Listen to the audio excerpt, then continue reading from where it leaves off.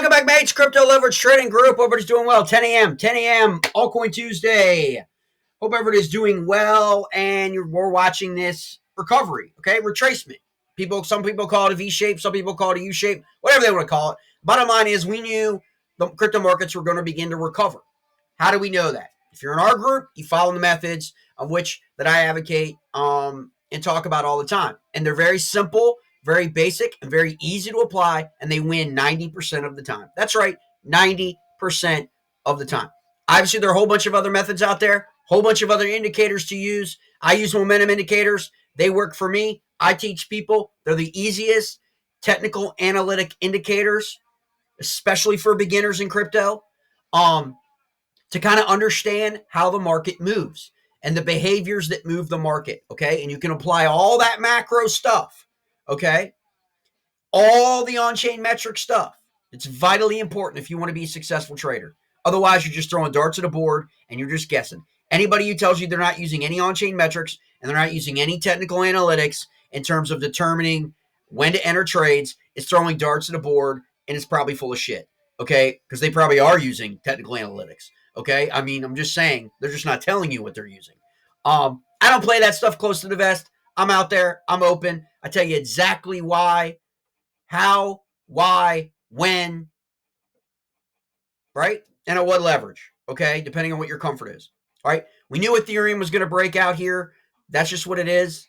How we knew that was its oversold condition. How do we know that? We look at the market indicators. I apologize. I got a little bad connection again today. It's the weather, folks. I apologize. But it's reloading here. We just crossed over 4,400 Ethereum. Okay? Not a lot of news. What's driving it? What's driving it is flash crash, okay? Supply, okay? People take a sit back. They look at it and are like, wait a second, this is completely oversold. You can see right here. I'm on the Femex exchange, by the way, mates, okay? You can see like right down here. Got a Lowe's 3,300 channel, okay? Come on, look at that. That's your flash crash rate. Where have we come since that flash crash? Let's open it up. You're going to lose my ugly mug here really quick, but that's okay. You can still hear me. If it opens up. What you're going to see is, you're going to see here, okay? Again, we're on the 4 hour, right? Look at these RSI levels. Below 20. You have to go back like 4 or 5 months, okay? This is what I teach people, and I try to like demonstrate to people on why you want to use not just this chart, but this chart, okay, in terms of averaging your relative strength. What's its average? What do I mean by averages? What's it normally trade at, its relative strength? Is it 41, 44? Is it 46?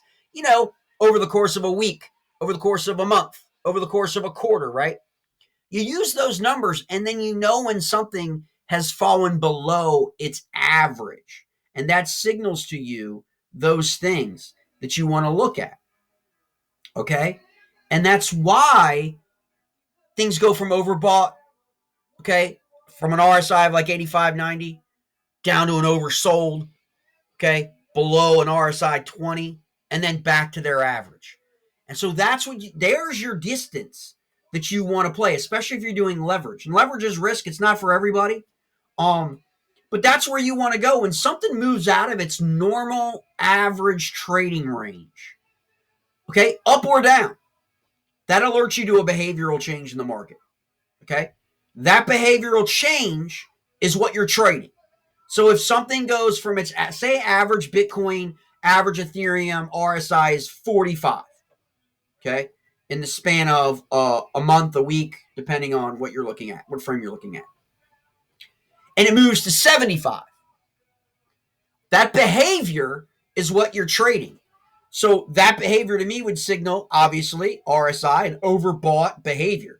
People have gotten a little bit too happy, aggressive.